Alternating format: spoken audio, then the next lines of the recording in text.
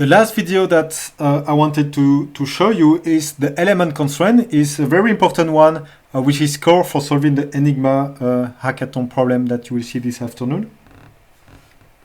So if you remember, the element constraint is this one is you have an array of integers in this case, and you want to say that at the index y, you've got the variable z. Okay, so t of y is the index variable, is equal to z. And these two, y and z, are variables. So I have represented the domains of y and the domain of z here. And what we usually do is a kind of relaxed consistency.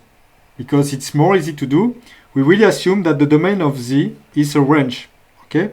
Even if it contains holes in the middle of the domain, we assume that it's a range, because it's more easy to implement. And it's also faster. So what can we deduce here? We cannot deduce anything yet. Everything seems to be consistent. You see that we've got the value 3, 4, 5, and everything in the domain of y, and all the indices are initially valid, 3, 4, 5, and 6.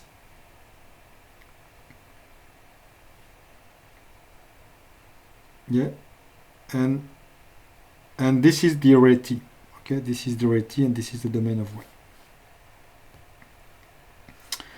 So the first step, if you want to implement the filtering algorithm, is to sort. You will sort the array of values T. You will sort it increasingly. Okay, you store it increasingly, and you store also the permutation here. You've got the permutation of the sort, okay, of the domain. So the domain have been sorted as well, if you want, the permutation.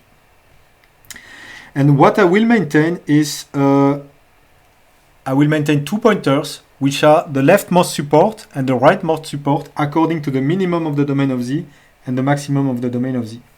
So you see that for the value 3, okay, the minimum support is here, and I will store it inside a state integer, this low value here. And I will store inside also a state integer the up value there, okay, which is the support for 6. Okay, everything works fine. What happens now is that one value can be removed. For instance, if you decide to remove the value 0 and 5 from the domain of y, you need to update the support for the minimum value of z, so the low support. You need to update it. And so every time you will augment it, okay, this is not a support anymore, so you augment, and so the value 3 now have been removed from the domain of z. Okay.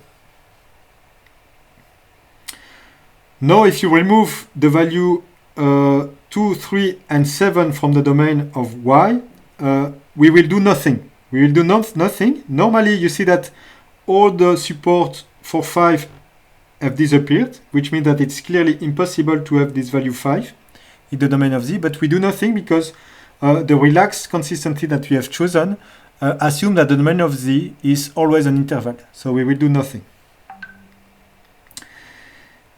If the value of 6 disappears, it means that my support is not valid anymore, and you need to move this one further in that direction, and then you will realize that this cannot be a support as well, cannot.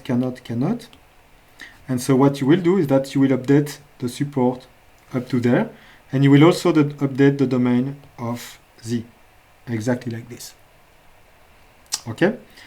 What I propose next is that we study the implementation of this inside the source code.